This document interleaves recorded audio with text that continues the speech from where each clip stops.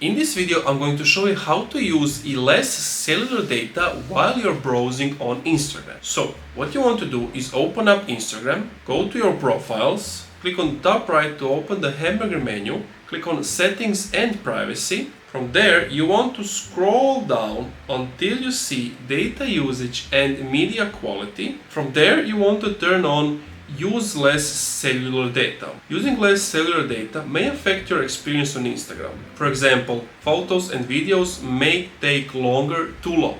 So if you're okay with that, just turn this off. If you're not okay with that, just turn it back off. And that's basically it. Thank you for watching this video. Leave a like, subscribe and comment. This video helped me out. If you didn't, let me know what was the problem and I'll do my best to help you out. Thank you for watching this video and see you in the next one.